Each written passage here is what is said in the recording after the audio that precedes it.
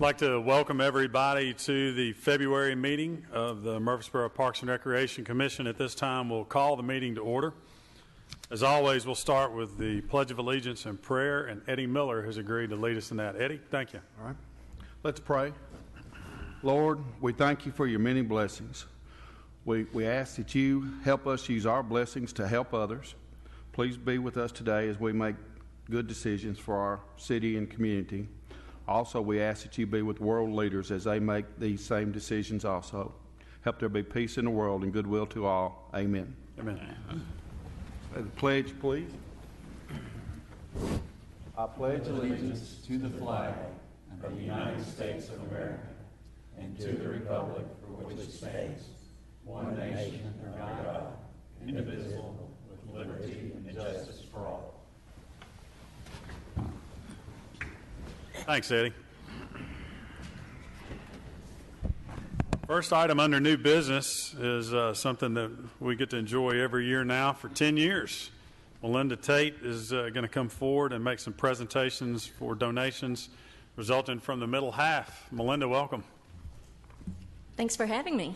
And you're right, this is one of my favorite parts of the half marathon job, is giving away the donations that we're able to from the proceeds of the event. This past year was our 10th year. We had 2,920 people who registered. Of those, 56% were female, 43 were male. 498 people, this was their first half marathon. And for the chamber, 320 people stayed overnight at least one night, some 2 or 3 or 4. We have some very fast runners that participate in this event. Our top place male, Micah Tyrope, had a 5-minute and 41-second pace. So that is fast. He finished in 1 hour, 14 minutes, 17 seconds. The top female, Gladys David, had a 6:06 pace, and she finished in 1:19:51. And I'm proud to say both of our winners are from Murfreesboro, so we were really excited about that. Our youngest participant was 14, and they finished in 1 hour and 51 minutes. They were just a blur going down the streets. And our oldest was 84, so it's not too late, guys and gals. At this time, I'd like to talk about our donations. We do partner with a lot of groups in town, and this is a city event. This is a community event. And we have already made donations in the amount of $13,200 to different groups in town: Providence Christian Academy, Rockville Elementary, Lions Club, Rotary Club, Noon Exchange Club, AAUW, the Doors of Hope, Siegel High School Cross Country, Greenhouse Ministries, and then we've got lots and lots of school cheer squads that participated. So we've given a lot of donations already. Today, we would like to make donations to these groups who really helped the event. We couldn't have the event without their cooperation. And some of these groups, they align with the mission of the half marathon to provide a healthy venue, a healthy avenue for people to come to. We want to get kids involved. So at this time, I'm going to put her on the spot. Krista, would you like to help me? Krista Dugash is our president of the board for the Murfreesboro Half Marathon. How about if you do this? And, okay, the first group is Oakland's Mansion. James?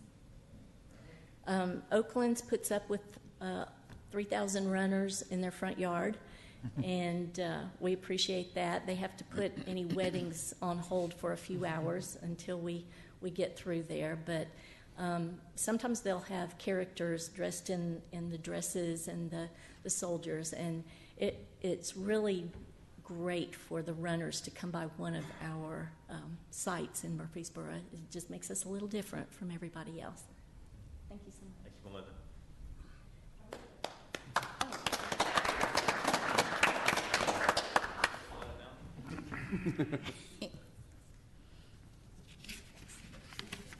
Our next group is Kathleen Herzog here with Main Street Revitalization. Gloria's coming down. Oh, great. Of course, we take over the streets of Murfreesboro on that Saturday morning till about 8:30, and Kathleen has been wonderful to work with. The Main Street organization has been wonderful to work with. Thank you.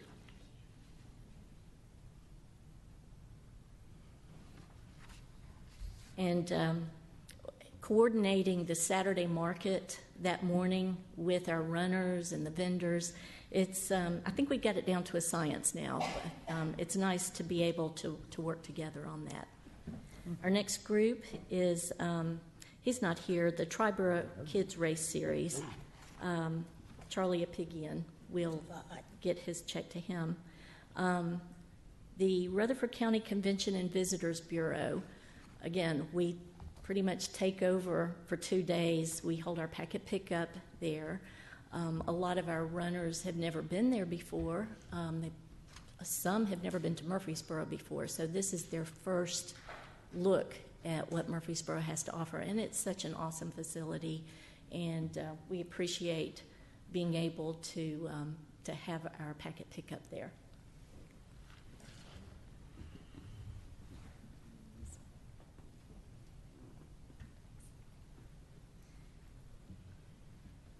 Now, of course, we couldn't do this without all of the police officers that help out at the intersections, and we truly appreciate them. I know it's fun seeing the runners go by, and the runners really appreciate it, but they are keeping the route safe for the runners, which is our top priority. At this time, if Brian Kidd, oh, there he is.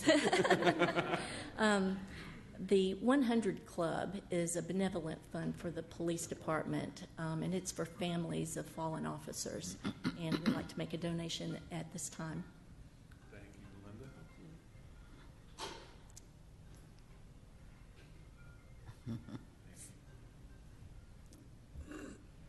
And I don't think Dean Hayes is not here at this time, but we also want to make a donation to BRAA for MTSU track, their scholarships, and I'll get that to him. And of course, MTSU has been wonderful to work with.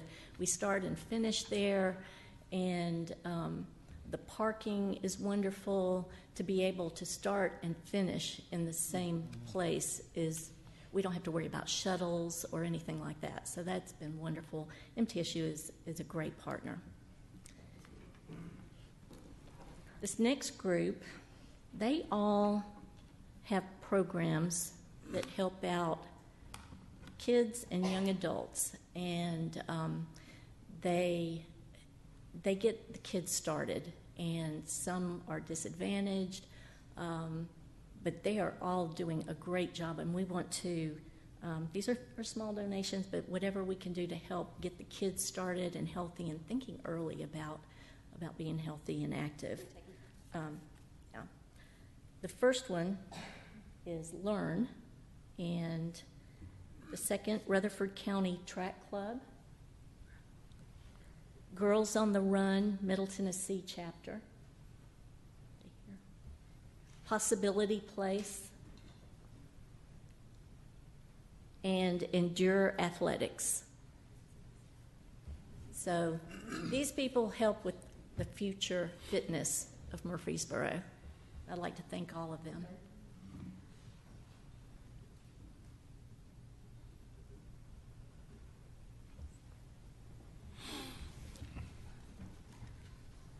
And we also are making donations to Friends of the Greenway. In the past, they've provided water fountains. We've got a new bike pump at the Cason Trailhead, things that runners appreciate. And we're also making a donation to Murfreesboro Parks and Recreation. And that donation goes toward things like the orange cones and barricades and white tents. We were able to use some of the funding for a Park Smart campaign last year to keep the trailhead safe. So we will be getting donations to that group. And I think that should do it for now. Does anybody have any questions or comments about the race? Anybody have any questions or comments for Melinda? I think Melinda deserves a round of applause for the great job that she's done. Thank you, but like most things, it was definitely a team effort. We have got a great team, but thank you. Well, Melinda, before we let you get away, Becky's got something we'd like to present to you. For those of you who don't know, this was our 10th year for the middle half, and I think, Melinda, you were the brainchild. And No, actually, I'm going to have to give that to my husband, Miles. It was all his idea. if Miles is smart, he's going to say, no, it was your idea. You can blame him. But, you know, I dare say without your energy and effort behind it, I don't know if we'd be here today celebrating the 10th anniversary and giving out this money. And, you know, just thank you for all you've done. It's obviously one of our premier events that we have every year now, and we've got you to thank for it. So thank you, Melinda. Big hand.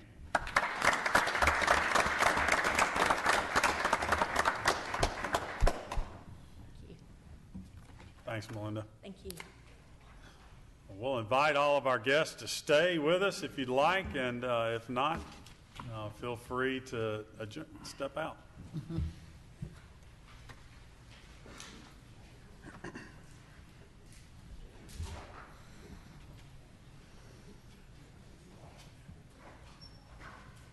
The next item under new business is a consideration of the minutes from our January 4th meeting. That was contained in the packet that was delivered and or emailed. This time we'll entertain any changes or corrections that need to be made to the minutes, and if there are none, a motion for acceptance. I'll make that motion, Mr. Chairman. Thanks, Eddie. We have a motion. Is there a second? Second. Motion and a second. Any other discussion? All in favor say aye. Aye. Opposed? Minutes are approved. Thank you, Mitzi. All right, Bart. Bart Fike's with us. He's going to come up and give us a update on the happenings at SportsCom. Welcome, Bart. Mr. Chairman, welcome. Glad to be here today. Mr. Chairman, members of the commission. I don't know if it's an omen when I got up here, everybody left or what, but anyway, I want to give you a recap of what we've been doing at SportsCom the last couple of months. We've been very busy with different activities, and I want to run through these pretty quick and show a video too, a short video here in a few minutes. First, on December the 2nd, we held our annual Customer Appreciation Day as we honored our patrons that visit our facility throughout the year. We had music, we had snacks, and we had a few small gifts to show our appreciation to all our customers that come throughout the year. On Friday, December the 9th, we had our annual holiday lock-in as we had over 30 kids come out to spend the night at SportsCom. Thomas Laird and his staff did a great job as we provided food, fun, and games that has become a holiday tradition at our facility. SportsCom and Patterson offer many programs and activities throughout the year, but one of our most popular offers that we do offer is the BOGO, or the buy one, get one free, on our monthly and yearly passes. We just finished in December our monthly and yearly passes for the year, and also in January we offered 25% off that ended yesterday. We have totaled up all the totals, as you can see, and I want to thank Tommy Gregory for getting those together late last night after we finished our 25% sale. As you can see, our revenues are down a little bit, but I do have a good explanation for that. Just recently, in April, we implemented the Silver Sneakers program. Allison Davis and her staff worked very hard to getting this program started, and what that means is if you have Silver Sneakers provided in your health insurance, it will pay for your fee to Sportscom or Patterson. So we have had a lot of activity. I knew we were having more people come in December and January, but once the word got out that covers them for their fees, we've had a lot of people join up, and it's really been a win-win situation for us and also for Patterson. And this, along with Silver Sneakers, we do have a Fit Blue program. So if people would like to check their insurance and see if these programs are offered through their health insurance, we'll be glad to get them signed up where they can come to Patterson or Sportscom on the premium level. On January the 2nd, we started taking reservations for private parties at Borough Beach. And after checking this morning, we only have one spot left in June, July, or August. I cannot remember which month, but every Friday, Saturday, and Sunday night, we do offer reservations out at Poplar Beach, which has become the hit of the summer out there. If you've been by and seen the lines lined up at 10 o'clock ready to get in. We also have 2 gazebos that were added, and we do rent those out during the summer, and those reservations will start on May the 1st. You rent them in 3-hour intervals, and you can rent those during the week and also on the weekends. On Friday, January the 6th, we had our annual Breakfast with Bob, as Bob Pierce is one of our favorite weight room attendants. That he's there early in the morning, and he got a lot of fan following him throughout the weight room every day. So, and Bob helps out a lot at our facility. And what this was a contest. If you came 20 times or more in the month of December, you got to go have breakfast with Bob, as they had pancakes, muffins, and waffles. It was prepared by Bob and Jennifer Jones, and they do a great job of getting people involved with all our programs. Our latest event that we just had was our 15th annual Polar Bear Plunge. This year's plunge is dedicated to former Councilman and Vice Mayor Doug Young, as he had participated in this event many times. Over 100 brave souls survived the frigid waters of Borough Beach, as we also had 4 or 5 of our first responders there in case emergency did arise. We had our own Steve Burris of Cable Channel 3, and at this time I'd like to show them a short video of our recent plunge.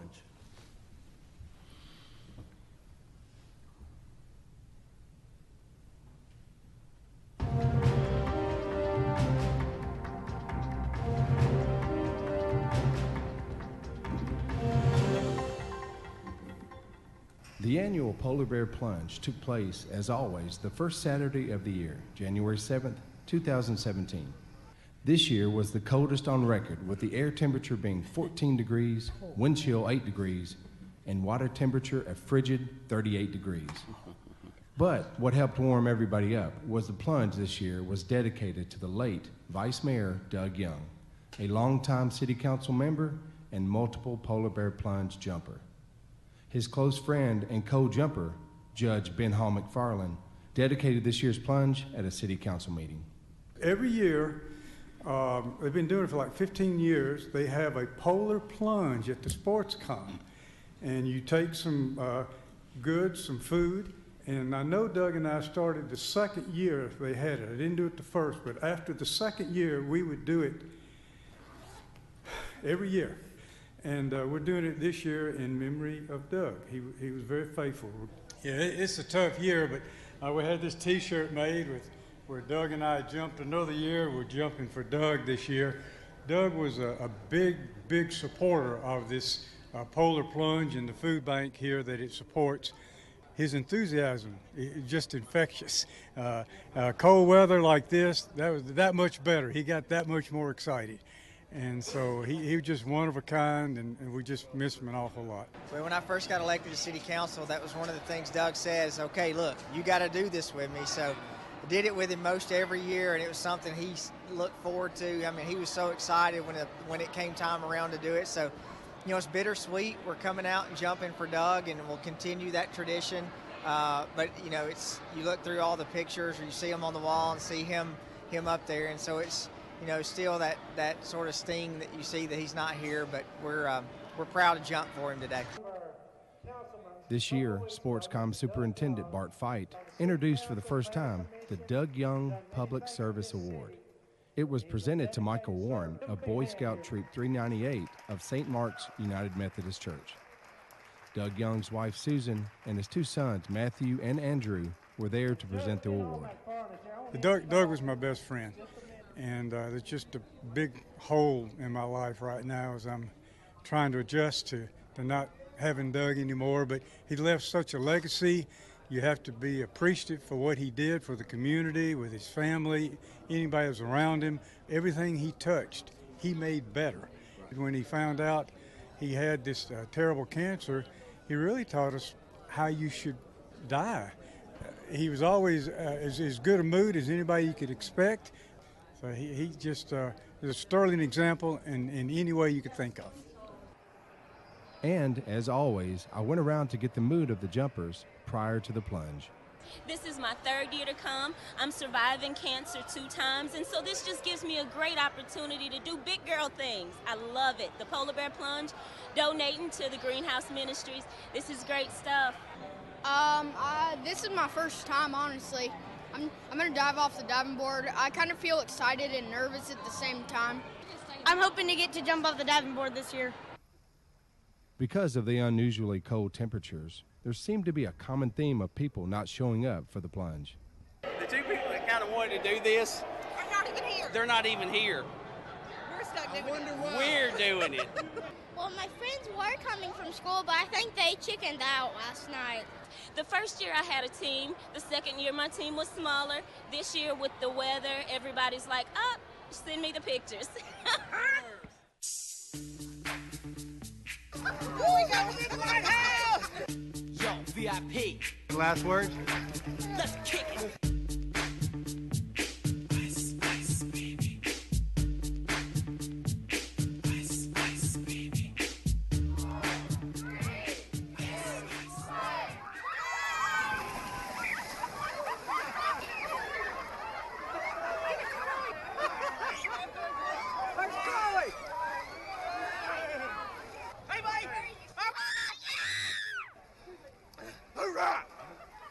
How you feel? Good. You don't look good. Fresh. I love it. Woo! How was it? I didn't get all the way in. It's too cold. It's too cold. How was it? It was horrible. That was freezing. Coldest year. This is great. But you did it. Yep. How was it? Exhilarating. It was awful. You're not wet. Even too cold for a polar bear.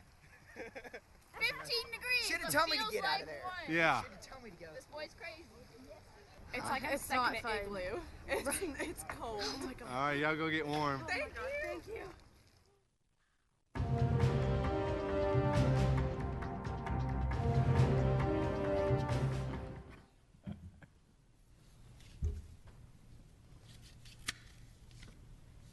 As you can see, we had our turnout was a little bit down, but if you remember that weekend, it was very cold, and the water was very cold, and the people that did jump, I commend them. I don't know if they were dizzy in the head a little bit or whatever, but we appreciate them coming out. And along with that, we did donate over 400 pounds of food to Cliff Sharp and Greenhouse Ministries that goes to a very good cause.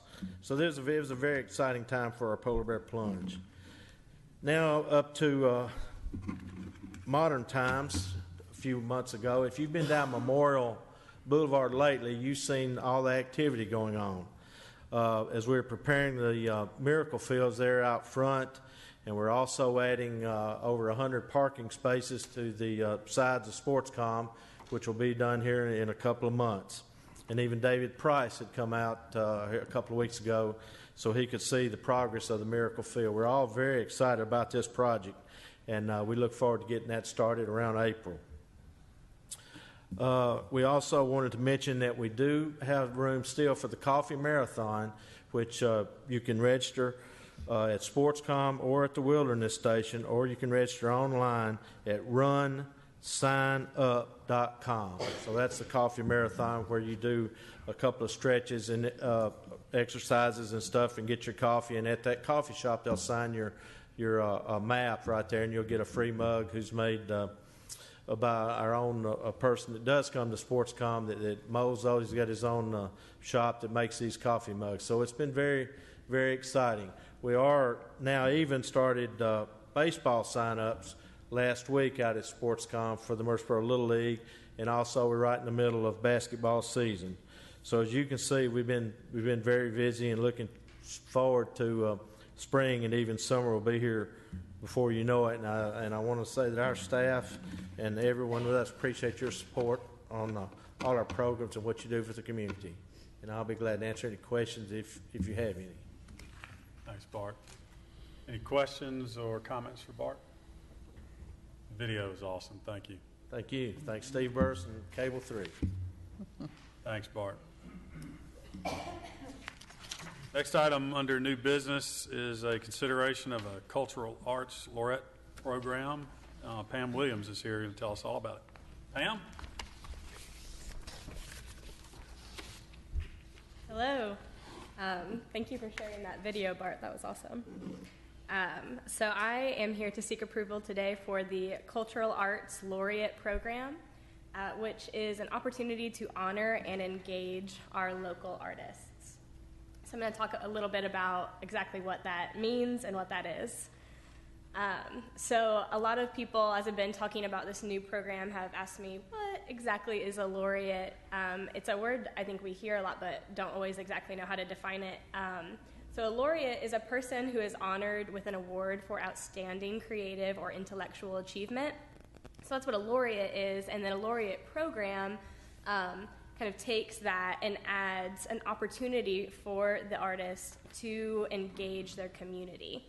So in the laureate program, artists are honored, but also given specific tasks to reach out into their community using what they're passionate about.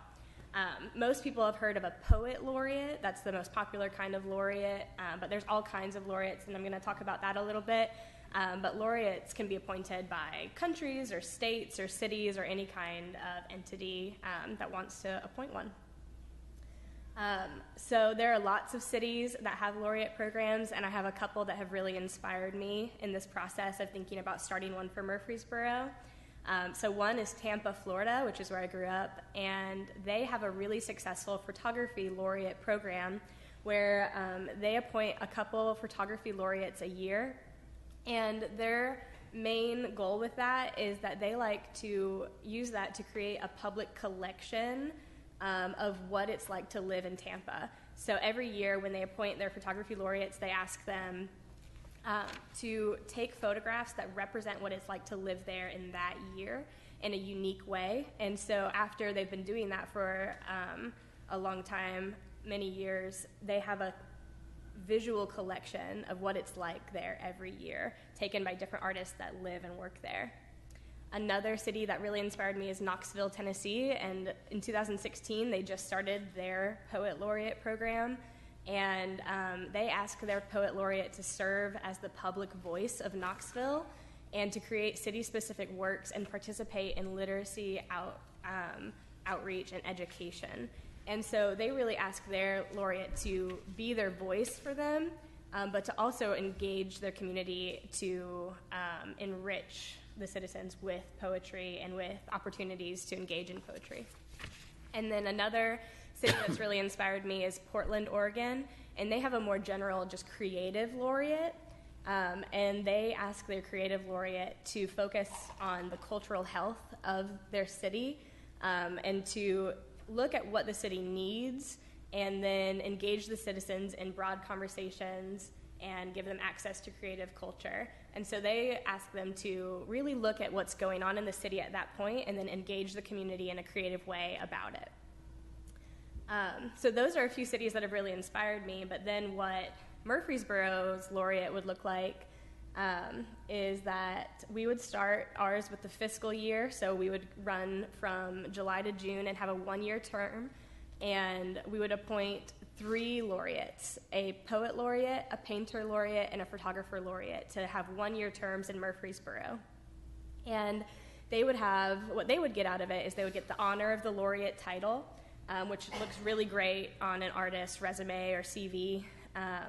They would get a plaque, which if he was available, we would love for Mayor McFarland to present to him or them, and a $500 monetary award, which is something that's already inside the cultural arts budget. And then they would also be given the opportunity to engage their community using what they're the most passionate about. So specifically what we would be asking for them, their mission would be to cultivate appreciation of their craft by conducting public demonstrations, workshops, lectures, and presentations in neighborhoods, schools, and other public settings in diverse areas of the city. So we would ask that they would be living in Murfreesboro during the year, that they would attend, participate, or exhibit at 2 ceremonial or civic engagement events. So what that could look like is the poet laureate could read a poem at a ribbon cutting ceremony. Participate in no fewer than 2 arts advocacy events where they go somewhere non-traditional or somewhere underserved and do their craft there. So somewhere like a women's shelter or a nursing home, something like that, where they're going to non-traditional areas to teach a workshop or to do a reading. That they undertake 1 community outreach project to make their craft available and accessible to people in their everyday lives. So an example of what that could look like is the painter laureate could help with a mural project, and then that would get people to be able to see art and painting in their everyday lives, driving or walking by it. And we would ask that they would be submitting semi-annual reports of their work. And then the last 2 things that we would ask of them is to create a body of work inspired by Murfreesboro. So to create at least 3 pieces during their term, and then one of the pieces would be donated to the city for display, advertising, or other purposes. So that will help us to build a visual representation of life in Murfreesboro, and also help us with having some cool opportunities with using some art for advertising. And then to participate in a collaborative project between all 3 of them and have an art show here in the Rotunda where they would exhibit the small, at least 3 pieces collection that they made, but also create a collaborative piece. So this is a pretty big step, I believe, for cultural arts, but I think that with the Historic Bottom study and the North Highlands study and all of the big things that we've been doing over the past few years, I think that we're ready to start cultivating our professional artists in this exciting new way. So I'm ready to take any questions or anything you have. All right. Thanks, Pam. Any questions or comments for Pam regarding this program? I don't think you addressed it. Who selects these folks for this honor? Yeah, so I'd like to kind of model it after the way that we select for the Greenway Art Festival, which is that there's a internal Parks and Rec committee, but we also ask others to come in and help. So I would like to each year ask a couple people to join as guest judges, I guess you would say. So each year I'd like to have all of the submissions in and then have a couple people that are professionals in those areas come in and help make that decision. That way it's not the same people every year deciding. Great. Good question. Any others? Pam, I think you said, was it Tampa that did every 2 years? Or maybe it was Knoxville, one of the 2 that you kind of modeled. Can you walk through the decision of 2 years versus a 1 year? We feel that we can handle every year having a new set of laureates, and that with our obligations, that we didn't want to add too many obligations for them to have to complete, and that what we could use them for right now kind of would fit better in 1 year than 2. Any other questions? There are none. We need a motion for acceptance of the program as presented. I move approval. Thanks, Gloria. I'll second. Thanks, Stephen. We have a motion and a second. Any other discussion? All in favor say aye. Aye. Opposed? It is approved. Thanks, you. ma'am. Good program. Thomas Laird's going to join us and give us a consideration of the athletic league agreements and program fees. Thomas, welcome. Thank you for having me. As you well know, Murfreesboro has deemed the sports capital of Tennessee by the Chamber of Commerce, and in staying within that slogan, we do have a diverse and I think multicultural sports community, and partnerships is what makes that happen. So before you is a number of use agreements from all our sports, from soccer to baseball, softball, lacrosse, cricket, disc golf. There's a wide variety of sports that are being played in Murfreesboro, both for youth and adults. And we're able to provide those while we do several programs in-house. The city resources would certainly be strained if it was upon us to provide these leagues and these athletic programs on our own. So we appreciate our partners and can't tell you how much we rely on them. Sometimes we met with them all individually and reviewed the use agreements for the coming year. And then last night we had our annual sports banquet where we brought them all together and made sure that everyone was on the same page about usage and the rules of the park, things like that. In addition, we engaged them with the folks that are working on West Park to get a true sense of the community's needs from the athletic and sports perspective. So I think it was a really good meeting. And I think we're ready to move forward with your approval on the use agreements that we have here. If you'd like each individual agreement, we can certainly make that available to you. But these are agreements that we've been signing for several years now. Okay. Let's go ahead and go over the fees as well. Okay. We'll do both in one motion. In trying to stay current, we have always tried to keep our fees as low as possible, and we budget to have a zeroed out so that we take in the same amount of money that we spend on our programs. As inflation increases, referees need raises, and we need to do an upgrade on the uniforms we're providing. We provide a T-shirt where most other leagues that we're competing with are providing reversible jerseys or something more basketball close. So we would like to raise the price of basketball for $25. We raised it 10 years ago. We raised it by $10 from $40 to $50. So now we're asking to go from $50 to $75. That's still below market value. Surrounding areas charge anywhere from $85 to $110 for basketball. So we feel like we're still offering the citizens a good value. And then one piece that we've added on there as well, the other fees with youth volleyball and youth football, those are affiliated with a activity fee. And that's an activity fee that everyone would play. We had a large amount of success when we implemented this in our camps. The issue was we had individuals signing up, but because there were no fees associated with financial assistance, they just simply did not show. And we're okay with them not attending, but we need to be notified because there were kids that's not getting to play. And we're starting to see the same thing with basketball. While we do hold registration for 2 months, there's always kids that didn't get in. And then we find that we've filled teams up and we've turned folks away, but then we've got kids that either decided to do something different, but because there's no monetary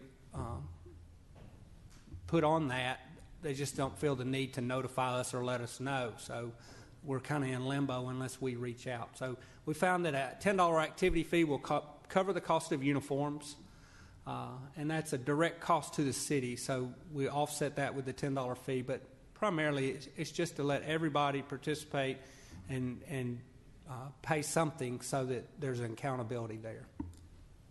Okay. Any questions of Thomas regarding the user agreements or the proposed fees? I would like to suggest, you said it was a 10-year span before we had an increase. Right. I mean, it's 50%. That's pretty significant. Perhaps in the future we can do the increases in a more moderate level. Absolutely. Now, Thomas, when you say the $10 activity fee, is that included in the prices? Right. Okay. We'll raise, for example, basketball. We're really raising the price $15 and then adding an additional $10 activity fee. Okay. And the same thing with youth volleyball. We feel like we're in compliance there. We run the numbers on what it costs us to run the league, what it costs, what we take in, and we've set fees there. And as long as we can run at a zeroed out budget, there's no reason to increase fees, or we hadn't seen a reason to increase fees. It just so happened this was good timing, implementing an activity fee plus getting basketball up to market value. Yeah. Good comments. Good questions. I do want to state that last year our basketball program had just under 1,400 kids, and 28% of them were either free or reduced. And basketball last year was zeroed out. However, our referees haven't had a raise in several years, and we're still utilizing T-shirts that were popular 10 years ago for uniforms. Okay. Any other questions or comments? If there are none, we need a motion for approval of the user agreements and the fee increases. So moved. Thank you, Ricky. Is there a second? Second. Thank you, Gloria. We have a motion and a second. Any other discussion? All in favor say aye. Aye. Opposed? Disapproved. Thomas, thank you. Good work. Thank you. Becky Johnson, you're up. She's going to go over all the upcoming events in the department. Welcome, Becky. Hello, good afternoon, everyone. I have to pull this up real quick.